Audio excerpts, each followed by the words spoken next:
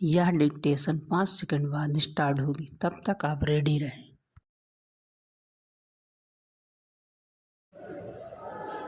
Ready start. Delhi उच्च न्यायालय की ओर से आम आदमी पार्टी के प्रमुख और मुख्यमंत्री अरविंद केजरीवाल की जमानत याचिका खारिज किए जाने के बाद यह स्वाभाविक है कि वह सुप्रीम कोर्ट का दरवाज़ा खटखटाएंगे। यदि उन्हें वहां से भी राहत नहीं मिलती तो फिर उन्हें और अधिक समय तक जेल में रहना पड़ सकता है। हालांकि शराब नीति के जरिए घोटाले को अंजाम दिए जाने के आरोप में गिरफ्तार आम आदमी पार्टी के सांसद संजय सिंह को करीब 6 माह बाद सुप्रीम कोर्ट से जमानत मिल गई, लेकिन इसकी अनदेखी नहीं की जा सकती कि इसी मामले में गिरफ्तार मनीष सिसोदिया 1 वर्ष से अधिक समय से जेल में है और उन्हें सुप्रीम कोर्ट से भी राहत नहीं मिल सकी है। भ्रष्टाचार के मामलों में प्रवर्तन निदेशालय यानी ईडी की ओर से गिरफ्तार लोगों को लंबे समय तक इसलिए जेल में रहना पड़ता है क्योंकि मनी लॉन्ड्रिंग संबंधी कानून में जमानत की प्राविधान अत्यंत कठोर है। चूँकि ऐसे मामलों का ट्रायल शुरू होने में अन्य अनेक मामलों की ही तरह समय लगता है, इसलिए कई बार मनी लॉन्ड्रिंग के आरोपितों को लंबे समय तक जेल में रहना पड़ता है।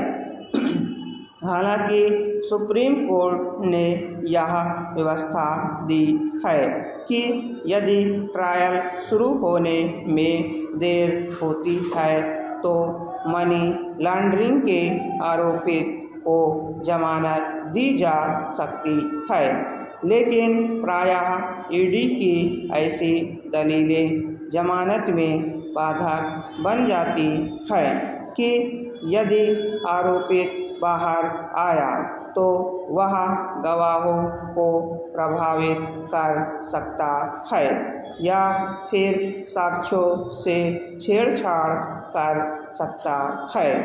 कई बार तो आरोप पत्र दायर होने के बाद भी ईडी की यही दलील आरोपित की जमानत में बाधक बन जाती है और उसे लंबे समय तक जेल में रहना पड़ता है। बतौर उदाहरण, महाराष्ट्र के पूर्व मंत्री छगन भुजबल मनी लॉन्ड्रिंग मामले में 26 माह बाद जमानत पर जेल से बाहर आ पाए थे। आम तौर पर किसी आरोपित को उच्चतर अदालतों से भी जमानत नहीं मिलती तो यह धारणा कायम होती है कि उस पर लगे आरोप सही हैं और यदि कहीं उसे जमानत मिल जाती है तो यह प्रचारित किया जाता है कि ईडी के आरोपों में दम नहीं और उसे गलत फंसाया गया है। दोनों ही निष्कर्ष सही नहीं। कौन दोषी है और कौन नहीं, यह तो ट्रायल कोर्ट और फिर ऊपरी अदालतों के फैसलों से ही तय हो सकता है। चूँकि कई नेता मनी लॉन्ड्रिंग के आरोपों का सामना कर रहे हैं, इसलिए गिरफ्तारी के बाद उन्हें जमानत मिलने या ना मिलने के आधार पर राजनीतिक आरोप प्रत्यारोप का दौर भी जारी रहता है। यह सिलसिला तभी बंद हो सकता है जब कठोर प्राविधानों वाले मनी लॉन्ड्रिंग कानून के तहत दर्ज मामलों का निपटारा तेजी से हो।